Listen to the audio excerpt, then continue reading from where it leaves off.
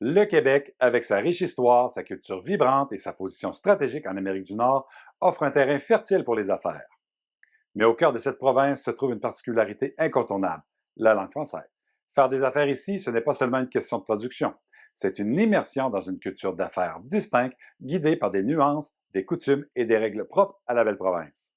Que vous soyez un nouvel arrivant dans le monde des affaires québécois ou que vous cherchiez à affiner votre approche, cette capsule est faite pour vous.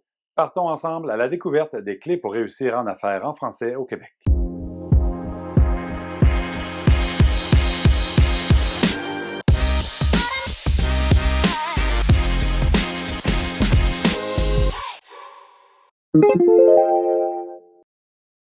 Pour faire des affaires en français au Québec, il faut prendre en considération plusieurs facteurs, soit 1. Le droit du travailleur ou de la travailleuse à exercer ses activités en français. Depuis le 1er juin 2022, l'employeur est tenu de respecter le droit de son personnel d'exercer ses activités en français. Les exigences à satisfaire en ce sens sont précisées. Il doit notamment continuer de rédiger ses communications en français, mais aussi rendre disponible en français ce qui est rédigé par un tiers, comme un manuel de formation provenant d'un fournisseur externe. L'employeur peut communiquer par écrit exclusivement dans une autre langue que le français avec un travailleur ou une travailleuse lorsque cette personne en fait la demande. De plus, les contrats de travail doivent toujours être rédigés en français. Il était déjà demandé aux employeurs d'évaluer la nécessité d'exiger la connaissance d'une autre langue que le français lorsqu'ils dotaient un poste. Depuis le 1er juin 2022, la loi précise 3 conditions à respecter pour pouvoir demander une telle connaissance. Également, elle prévoit maintenant la nécessité d'indiquer les raisons qui justifient cette exigence dans l'offre d'emploi.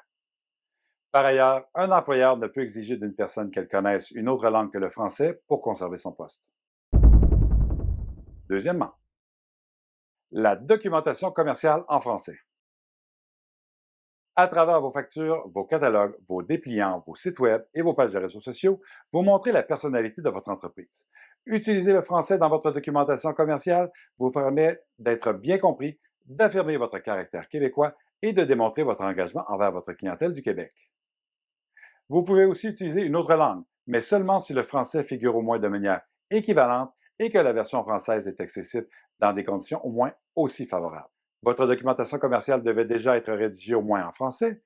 La loi confirme maintenant que la documentation commerciale doit être rédigée au moins en français, et ce, peu importe le type de support. Cela inclut donc les sites web et les réseaux sociaux.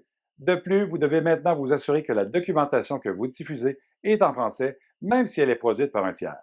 En effet, la responsabilité de diffuser du contenu en français appartient à celui ou celle qui rend l'information disponible au public.